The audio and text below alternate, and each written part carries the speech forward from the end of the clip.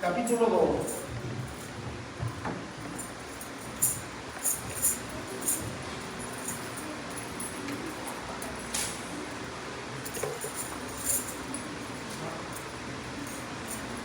Hechos de los Apóstoles, capítulo 2, versículo 22 al 24.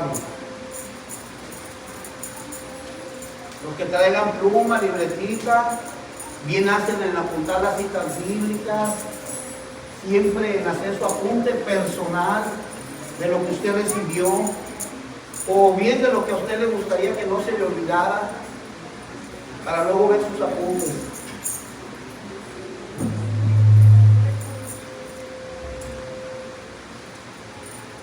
Dice así la palabra en el nombre de nuestro Señor Jesucristo. Varones israelitas, oíd estas palabras. Jesús Nazareno, varón aprobado por Dios entre vosotros, con las maravillas, prodigios y señales que Dios hizo entre vosotros, por medio de él, como vosotros mismos sabéis. A entregado por el determinado consejo y anticipado conocimiento de Dios, prendisteis y matasteis por mano de inicuos crucificándole, al cual Dios levantó, suelto los dolores de la muerte, por cuanto era imposible que fuese retenido por ella. Es palabra de Dios. Gracias, Señor, por su palabra. ¿Pueden tomar asiento, amados hermanos? Sí, por favor, recogen los panderos si son tan amables.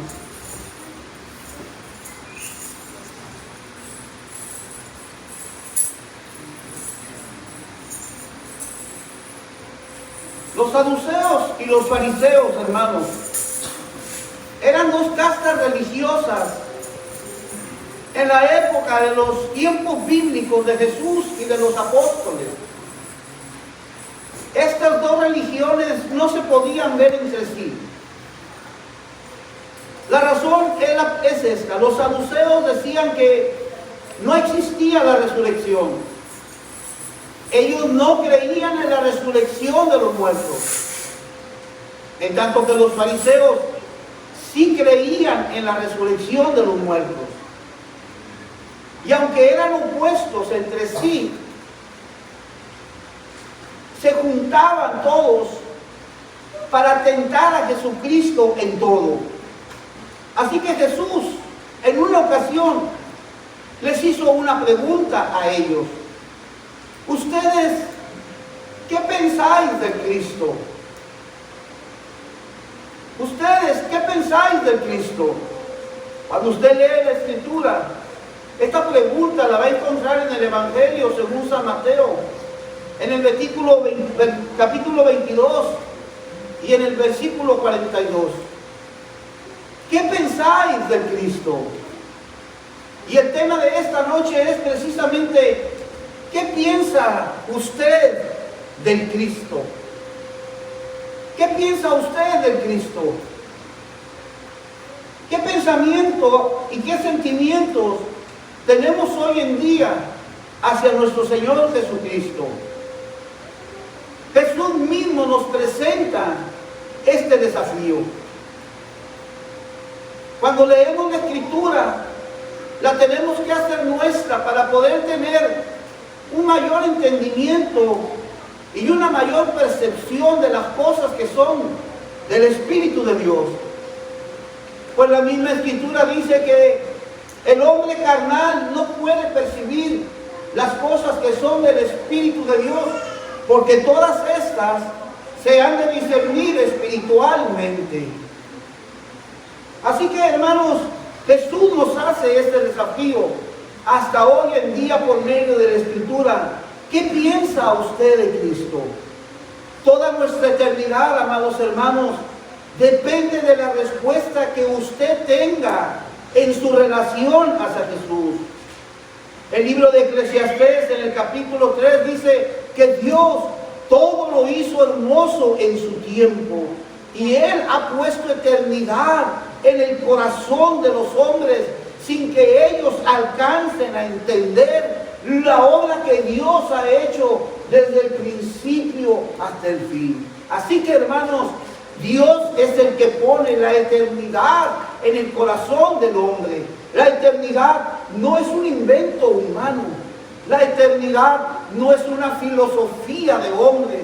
La eternidad solamente le pertenece a Dios, porque Dios es desde la eternidad y hasta la eternidad. Así que la iglesia celebra la palabra cuando dice que Dios todo lo hizo hermoso en su tiempo y Él ha puesto eternidad en el corazón de cada uno de nosotros. ¿Qué es lo que estamos viendo? ¿Qué es lo que estamos recibiendo? Que todos hemos sido hechos hermosos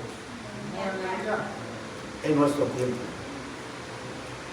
Pero pues luego vamos haciendo los viejitos, encorvaditos, ¿verdad? Así empezamos a caminar. Y luego se nos caen los dientes y ya no podemos comer. Y tenemos que masticar con los sencillos porque ya no tenemos dientes.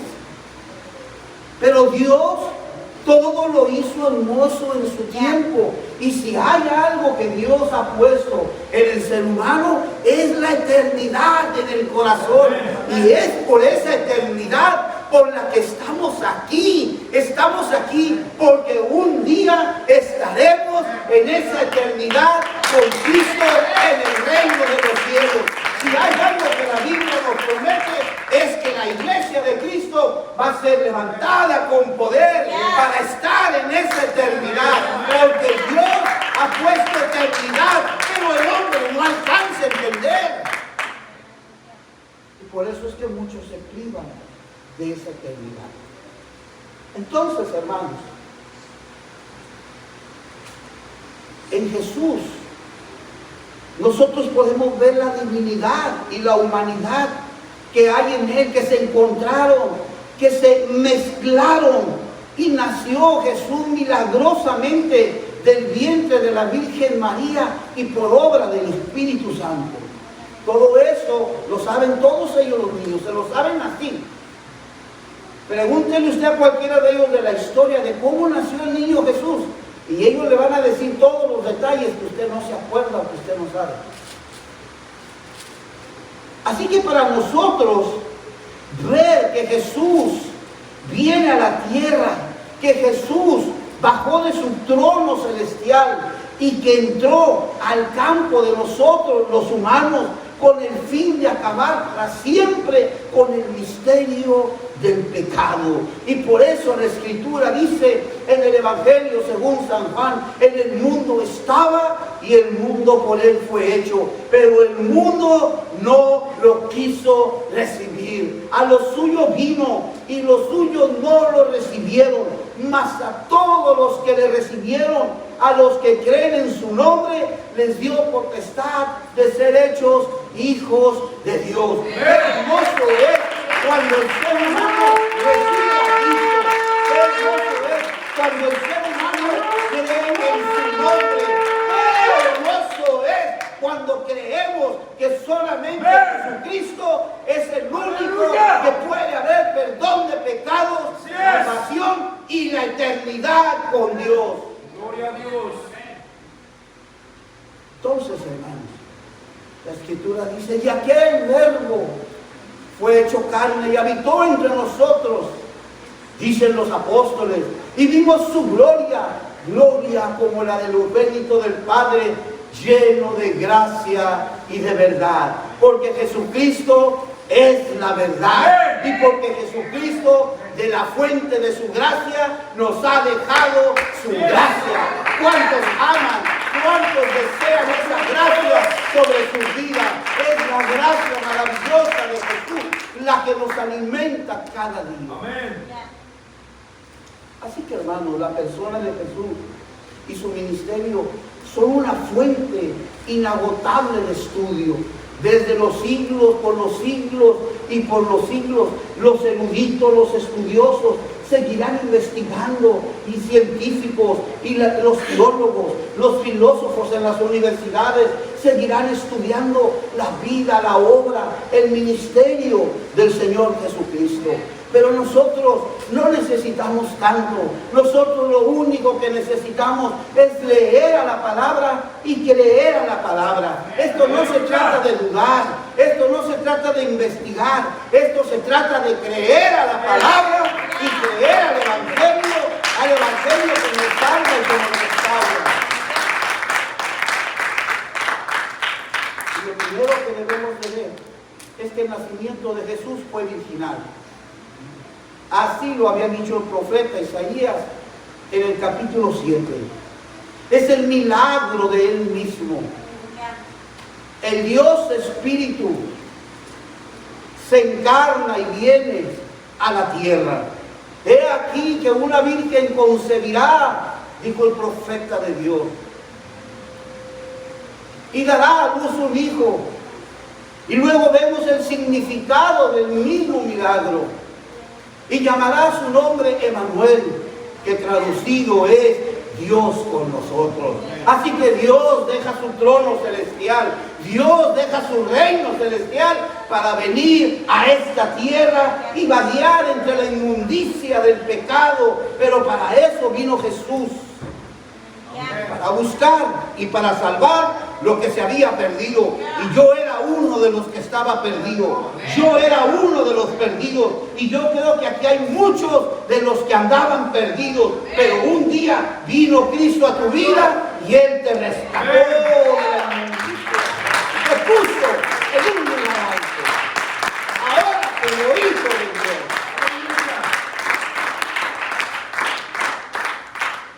Vemos en la vida de Jesús su vida victoriosa, su triunfo sobre el pecado. El apóstol Pedro en su primer carta dice: puesto que Cristo ha padecido por nosotros en la carne, ustedes también, hermanos, dice, éramos del mismo pensamiento, pues quien ha padecido en la carne terminó con el pecado. Si Cristo padeció en la carne, nosotros debemos de ser de un mismo pensamiento, que Cristo es el que ha terminado con toda la historia del pecado. En Él encontramos perdón de pecado, solamente en Jesucristo. Su vida victoriosa también nos habla de su triunfo sobre Satanás. Porque Él es el que gobierna esta tierra.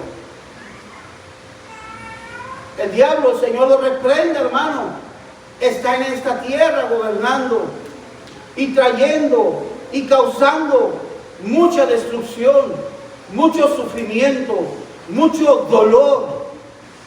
Y la Escritura nos dice, amados hermanos, que el triunfo de Jesús sobre Satanás fue total. Por favor, vaya al libro de Colosenses, capítulo 2. Vayamos todos a la Escritura. Colosenses, capítulo 2.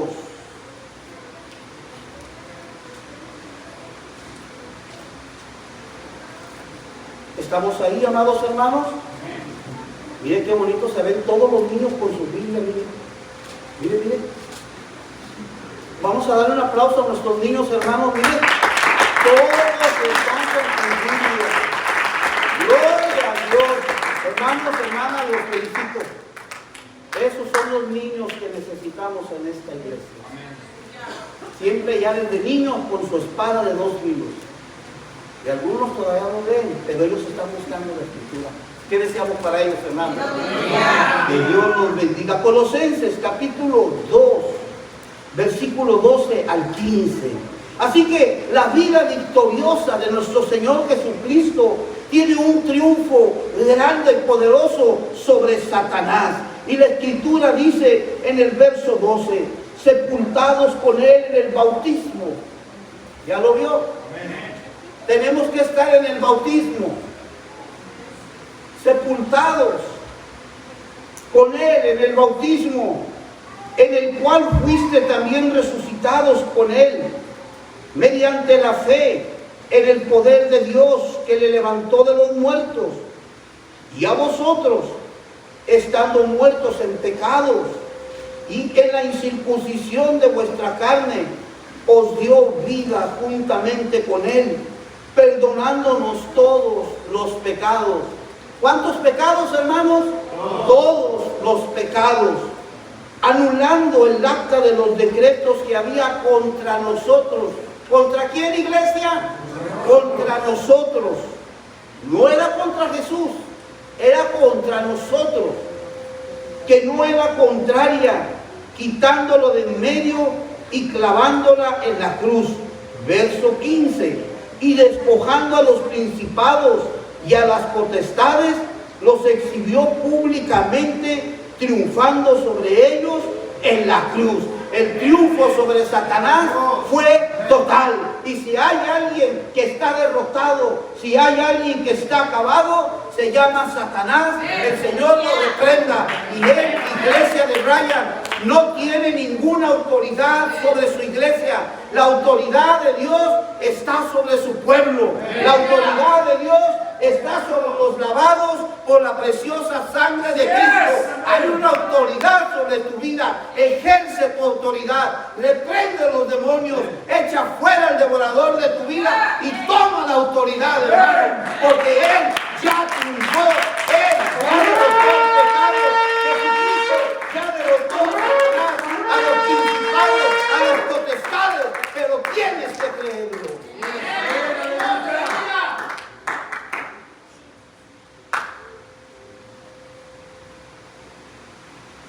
Su triunfo sobre la muerte. Él triunfó sobre la muerte. Entonces tenemos que hablar del sacrificio de su muerte.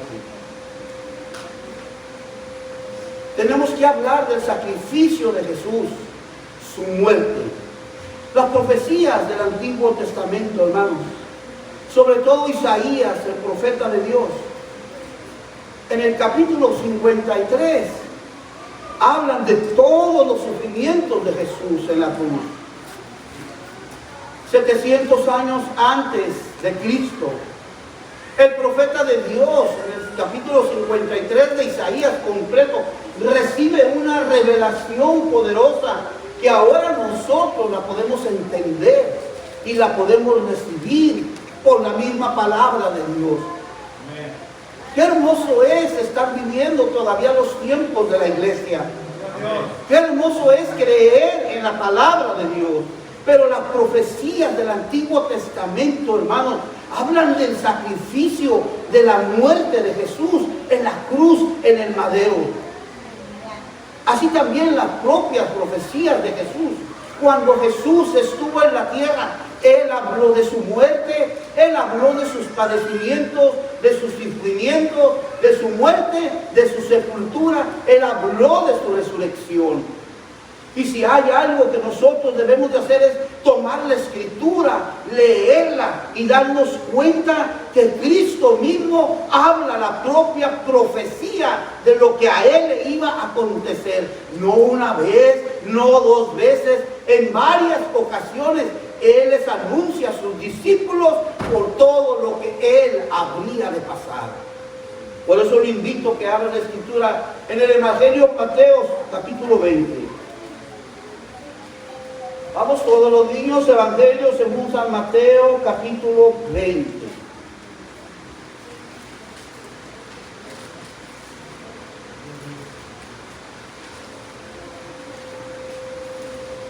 Y ahí en el versículo 18 y 19 dice así, mire lo que dice, el mismo Jesús hablando. Nuevamente Jesús, Él les vuelve a anunciar la muerte a sus discípulos. Él les vuelve a hablar de lo que le iba a acontecer a Él. Dice, subiendo Jesús a Jerusalén, tomó a sus 12 discípulos aparte en el camino y les dijo, dice aparte en el camino porque usted debe de ver que las multitudes seguían a Jesús. No era que nada más Jesús fuera solo con los 12, no. Eran miles de personas que iban detrás donde Jesús iba caminando. Las multitudes lo seguían, porque la misma Escritura dice que la fama de Jesús se había extendido por todas partes. ¿Por qué razón? Porque Jesús limpiaba a los leprosos, hacía ver a los ciegos, hacía que los paralíticos caminaran, sanaba a los enfermos. La obra de sanidad divina de Jesús es una de las obras más hermosas y más poderosas que nunca nadie jamás ha podido igualar. Solamente Jesús lo ha hecho así. Entonces los aparta a los discípulos y les dice en el verso 18: he aquí subimos a Jerusalén, y el Hijo del Hombre será entregado a los principales sacerdotes y a los escribas, y le condenarán a muerte, y le entregarán a los gentiles para que le escarnezcan, o sea, para que se burlen, para que le azoten y le crucifiquen, mas al tercer día resucitará. ¿Y sabe qué? Usted que me está escuchando, esa palabra se cumplió. Cristo el Señor resucitó al tercer día. Cristo el Señor ha resucitado. Cristo no está muerto, iglesia. Cristo ha resucitado y Cristo vive. Así que cuando nosotros queremos conocer los hechos de la crucifixión de Jesús, no tenemos mucha complicación. Usted nada más tiene que leer el Evangelio de Mateo, de Marcos, de Lucas y de Juan. Los 4 evangelistas hablan de todo lo que a Jesús le aconteció en su crucifixión. Pero también es importante conocer cuáles fueron los pensamientos de Jesús en el momento en que Él estaba pasando por toda esa etapa, el suceso de la crucifixión de Cristo. ¿Qué es lo que Jesús sentía? ¿Qué es lo que Jesús pensaba? Y por eso es el tema: ¿qué piensa usted de Cristo? ¿Qué piensa usted que ya le ha entregado su vida a Jesús? ¿Por qué conociendo, sabiendo todo lo que el Maestro sufrió y pasó por mí y por usted? ¿Por qué seguimos insistiendo en la misma conducta de vanidades? ¿Por qué seguimos sintiendo en una vida de pecado? ¿Por qué seguimos insistiendo como se escarnecían de Él, burlándose? Así también hoy mucho cristianismo se burla de Jesús. Hermanos, el llamado que la palabra de Dios nos hace a la iglesia del Señor es que vivamos una vida en santidad, es que todos seamos santos, porque Dios es santo. Dios es santo y la iglesia de Dios tiene que vivir una vida en santidad.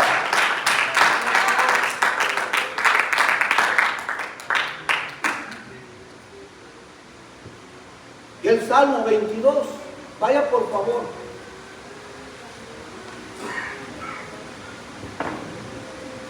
Al libro de los Salmos.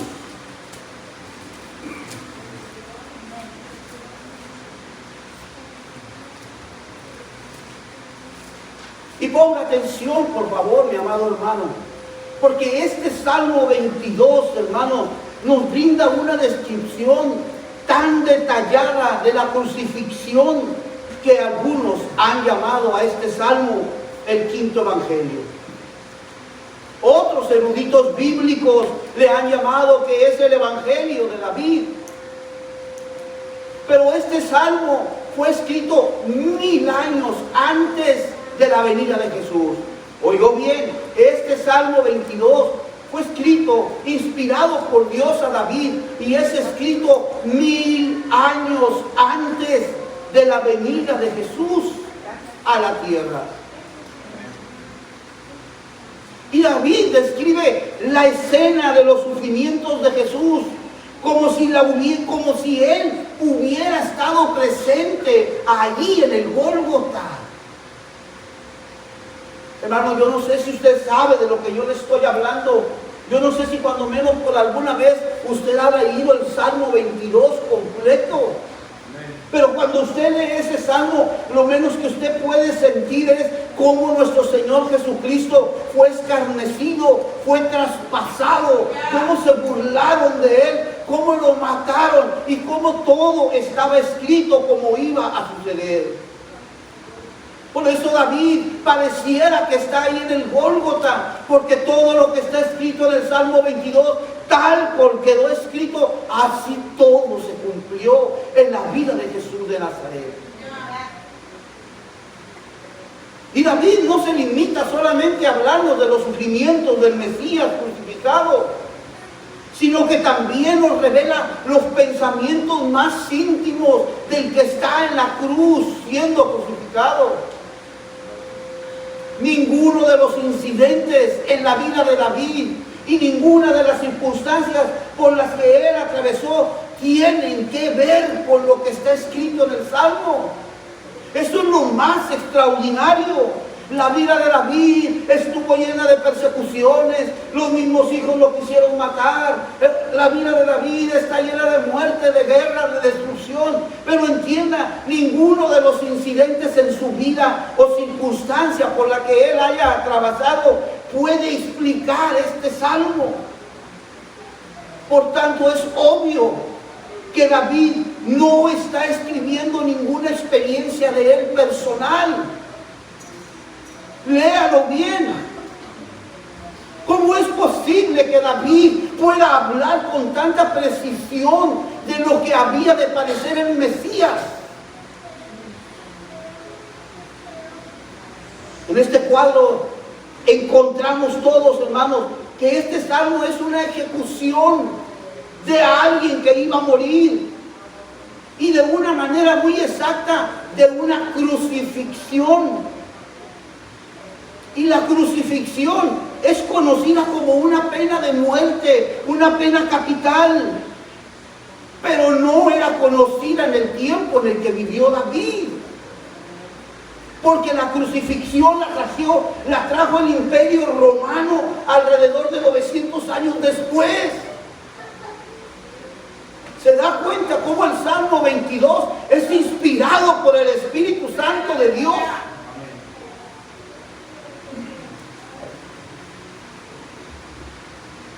Entonces, hermanos, cuando nosotros hablamos del Salmo 22, del verso 1 al 6, pudiéramos leer todo el Salmo, jóvenes, pero vamos a leer del verso 1 al 6. Dice: Dios mío, ¿por qué me has desamparado?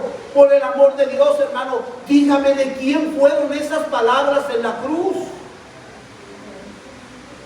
De Jesús. Amén. Dígalo, de Jesús. Él lo dijo: Dios mío, ¿por qué me has desamparado?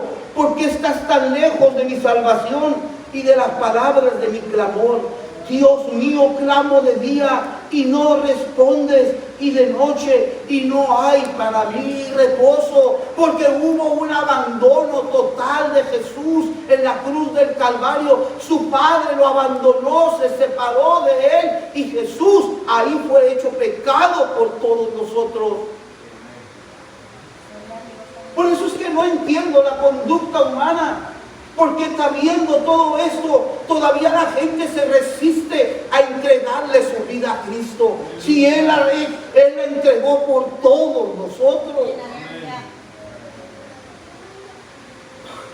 Porque tú eres santo, tú que habitas entre las alabanzas de Israel. En ti esperaron nuestros padres, esperaron y tú los libraste. Está hablando del Mesías libertador que iba a llegar. Clamaron a ti y fueron librados. Confiaron en ti y no fueron avergonzados. Verso 6.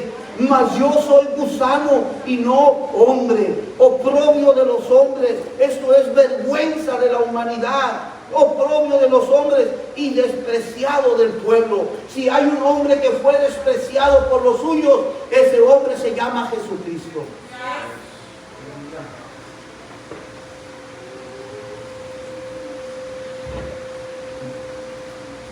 Mas yo soy gusano y no hombre.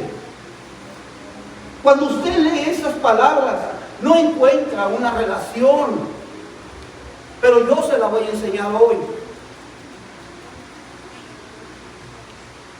Porque es un gusanito chiquito. Se le llama una cochinita. ¿Han visto las cochinitas cuando andan en la tierra?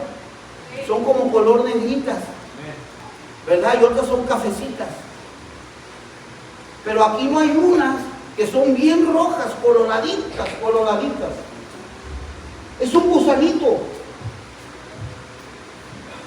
El salmista, hablando de Cristo y el sentimiento que Jesús nos transmite de su humillación, él dice: mas yo soy gusano y no hombre, oprobio de los hombres y despreciado del pueblo. La concordancia Strong para la palabra gusano usa la palabra hebrea aramea tolá. Y tolá es un gusanito rojo, carmesí, muy encendido o escarlata, y que en los tiempos bíblicos lo usaban y lo molían para de él sacar una tinta roja. Y de esa tinta teñían los tejidos, o sea, las telas. Por eso a través de la Biblia usted va a encontrar que había vendedores de púrpura y de carmesí. Ese gusanito, su nombre, niño, se llama Kermes vermilio. Kermes vermilio. Y es en la palabra de Dios, en el verso 6, donde esa palabra es comparado con Jesús en la cruz del Calvario. Así que las palabras de este salmo vienen a expresar una experiencia muy superior, hermano, a cualquier experiencia común y humana. El Kermes vermilio es una gusanita que cuando va a estar en tiempo de crianza, busca subir a una rama de un árbol. Y en su pancita, dentro de la gusanita, van alrededor de 2000 gusanitos que van a nacer. Oiga bien, el Kermes vermilio, una sola hembra, una sola gusanita, va a dar a luz 2000 gusanitos. Pero para que pueda dar a luz, ella tiene que pasar un proceso de trepar a la rama. Llega el momento en que el lugar que ella escoge tiene que acomodar su cuerpecito e incrustarlo en la rama. Ella misma se incrusta en la madera de ese árbol. A partir de ese momento que ella se incrusta, se clava en esa madera, el Kermes vermilio no saldrá de ahí con vida. La gusanita ahí mismo va a morir. ¿Cuándo va a morir la gusanita? Cuando ya esté bien gordita, cuando los 2000 gusanitos que llevan adentro estén por nacer. Entonces se revienta la gusanita y sucede algo extraordinario, que suelta como una tinta roja, tan roja que pareciera que es sangre, pero no es sangre, pero es una tinta muy, muy roja que pinta la madera del árbol donde están. El tramo, el pedazo, donde está ella, donde están todos sus gusanitos que han nacido, pero que todavía no están a la vida, ahí está, se tinta de colorado. Y esa tinta es una protección, es una seguridad contra los depredadores de otros insectos, para que no vengan a tragarse a sus gusanitos. Así que todavía estarán ahí todos los gusanitos. Cuando los gusanitos empiezan ya a crecer, entonces la madre que está ahí, acuérdense, está clavada, ella misma se incrusta en la madera del árbol, que está ahí clavada. Entonces los gusanitos empiezan a comerse, empiezan a alimentarse de su madre, de la hembra. Todos se lo van comiendo hasta que acaban completamente con su madre y ahí desaparecen. En otras palabras, la madre se sacrifica para dar a luz a sus crías. Interesante, ¿verdad? Un proceso natural del Kermes vermilio, pero que tiene una semejanza con el sacrificio de Jesús en la cruz del Calvario. Amén. Y si usted no lo ha visto, pues yo se lo voy a explicar.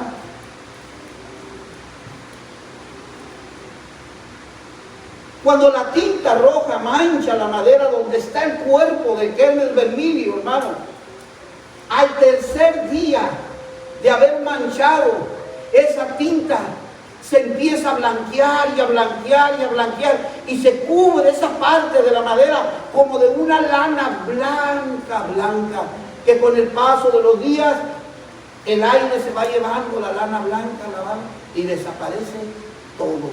Pero entonces la gusanita ya dio vida a todas sus crías. El salmista dice: mas soy gusano y no hombre, oprobio de los hombres. El Mesías, el Cristo, se humilla a sí mismo. Y así también nosotros, que sabemos que la misión del gusanito era enclavarse, era incrustarse en la madera, así Jesús sabía que la misión de ir y de ser levantado en una cruz sería para muerte, pero para una muerte que vendría a traer vida eterna, para una muerte en la cruz que vendría a tener muchos hijos espirituales, muchos hijos de Dios, porque a todos los que creen en su nombre les dio potestad de ser hechos hijos de Dios. ¿Y sabes qué, hermano? Está todo fuerte, hermano.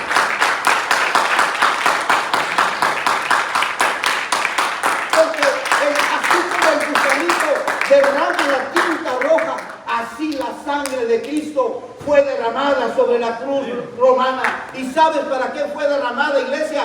Para que nuestros pecados nos fueran perdonados. Por eso nuestros pecados nos han sido perdonados por la preciosa sangre de Cristo en la cruz. Aleluya. Él nos da vida a nosotros. Y por eso Jesús dijo: yo he venido para que tengan vida y vida en abundancia. Vida para miles y miles de millones de creyentes en el mundo. El libro de los Gálatas, en el capítulo 1, verso 4, dice: el cual, búsquelo, por favor.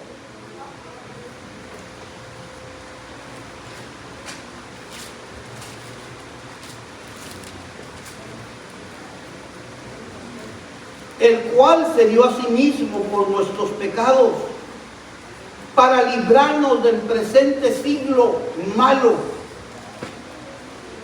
conforme a la voluntad de nuestro Dios y Padre. Así que ¿quién se dio a sí mismo por nuestros pecados? Cristo. Él se dio a sí mismo por nuestros pecados. Hermano, al igual que con el Kermes vermilio, el gusanito, hermano, su marca roja evitaría que los depredadores atacaran a sus crías, hermano. Así también esa sangre de Cristo es nuestra protección y es nuestra salvación. La sangre de Cristo trae protección a su vida, trae protección a la vida de su iglesia. Cuando usted sufra ataques fuertes, cuando usted no entienda por qué las cosas están pasando, cuando usted no sepa de dónde viene lo que está sucediendo, clame a la sangre de Cristo, porque hay protección en la sangre. Clame a la sangre de Cristo, porque hay salvación en la sangre de Dios. Clame a la sangre preciosa del Cordero Redentor. Hay poder en la sangre de Cristo Jesús.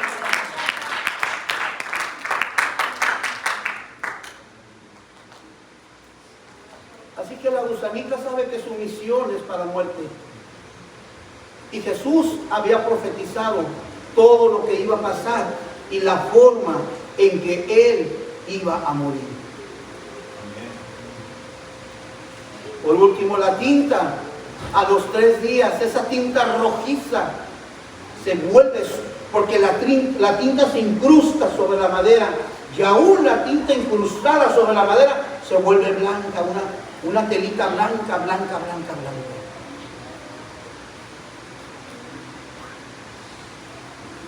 Así también, hermanos, así también por medio del sacrificio de Jesús, nosotros, los redimidos, sabemos que nuestros pecados pasan a ser como blanca lana. Lo dice el profeta Isaías.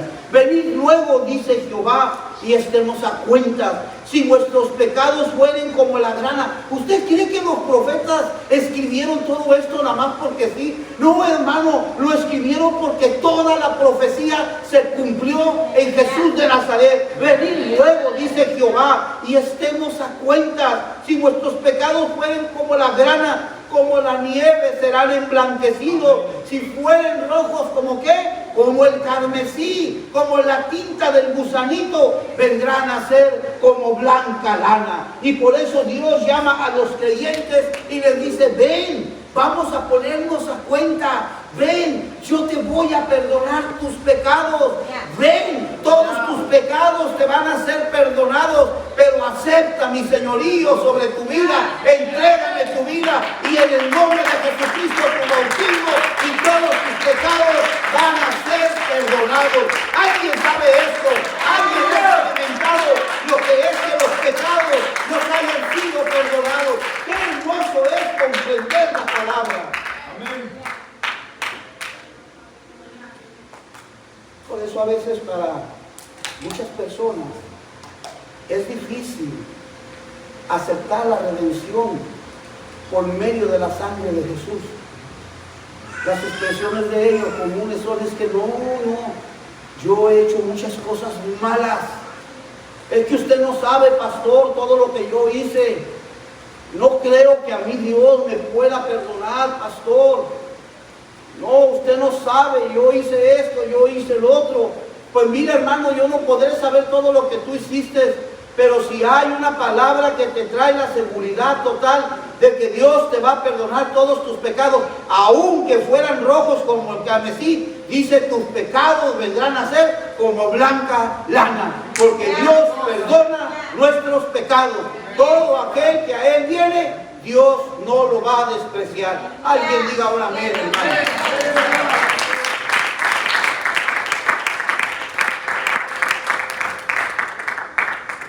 Así que niños, cuando todos los gusanitos se empiezan a comer a la gusanita, a la mamá, se la comen, se la comen, se la comen, ellos la van a devorar toda hasta acabarla. Ellos se van a alimentar de su madre para tener vida. Y esas fueron las palabras de Jesús. Él dijo: yo soy el pan de vida. Él dijo: yo, Jesús de Nazaret, soy el pan de vida. Y en Juan capítulo 6, versículo 54, vayan todos a la Biblia. Evangelio según San Juan, capítulo 6.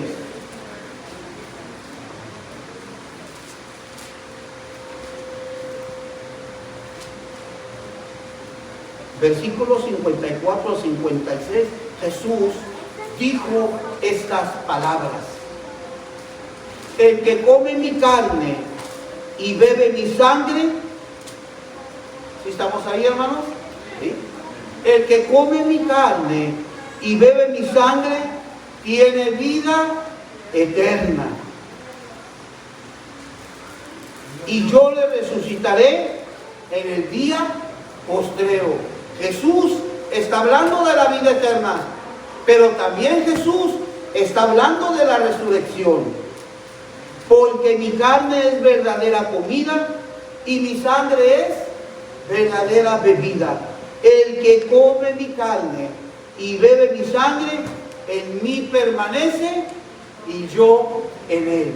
Y eso es lo que hace el Kermes Virgilio. Él permanece ahí. Todas las gusanitas permanecen en él. Así que todos, a través de Jesús, tenemos la vida eterna. Jesús solamente nos pide a nosotros que Él es el pan de vida para cada uno de nosotros. Y por eso también, cuando leemos esta palabra, el que come mi carne y bebe mi sangre, en mí permanece y yo en él, está hablando de la Santa Cena. Para que vean cómo toda la Escritura tiene una concordancia perfecta.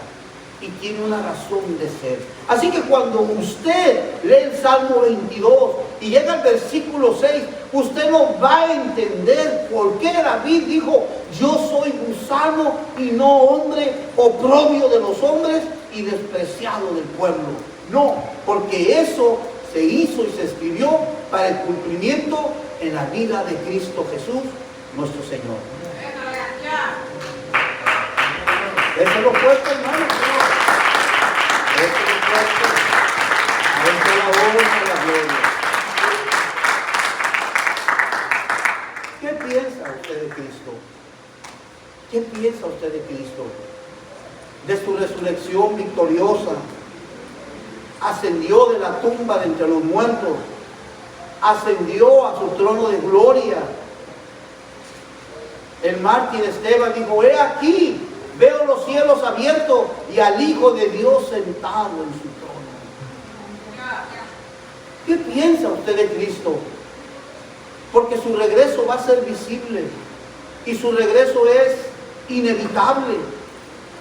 Necesitamos tener una perfecta relación con Cristo Jesús. No podemos extraviarnos de nuestra fe, sino todo lo contrario. Nuestra fe debe ser una fe centrada en Cristo. ¿Qué piensa usted de Cristo? ¿Qué piensa usted cuando Él venga en el rapto por su iglesia? ¿Usted lo cree o no lo cree? ¿Usted vive creyendo que es una historia? ¿O usted vive creyendo como yo, que de un momento a otro Cristo va a regresar para levantar a la iglesia y ser levantados todos con poder e ir a encontrarnos con nuestra razón? Eso es lo que estamos esperando. Eso es. ¿Qué piensa usted de Cristo? ¿Qué piensa del regreso de Cristo a la tierra cuando venga con nosotros, con todos sus santos, después de la tribulación? Porque va a haber tribulación. Se lo aseguro, va a haber tribulación como nunca jamás lo ha habido. Esto del coronavirus es nada. Esto de los talibanes en el Medio Oriente que están matando a todos los cristianos es nada. Viene una tribulación después del arrebatamiento de la iglesia, y cuando venga Cristo el Señor a su regreso, vendrá con todos sus santos. ¿Y sabe quiénes son los que vamos a venir? La iglesia de Dios. Todos los benditos de su nombre. Todos los que en su momento arrebataron el reino de los cielos. Y esto que le estoy diciendo no es un cuento.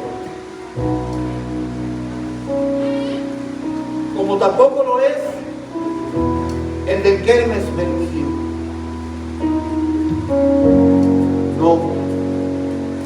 La historia de la gusanita y cómo es, cómo se incrusta en la madera, sabiendo que su misión es de muerte, es semejante a la de Jesús en la cruz del Gólgota. Él sabía que cuando Él fuera levantado, iba a morir en la cruz. Y iba a morir por cada uno de nosotros. Cristo nos llama al arrepentimiento. Cristo nos llama a que nuestros pecados, por muy graves que sean emblanquecidos como la lana. Cristo nos hace un llamado, amados hermanos,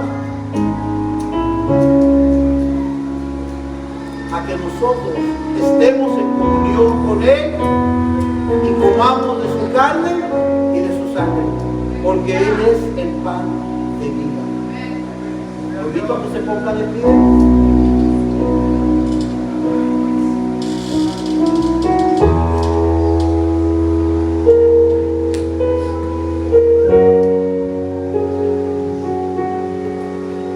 Su regreso será visible, hermanos y hermanas. Cada día que pasa en esta tierra están sucediendo hechos que jamás se habían visto. Y vienen situaciones duras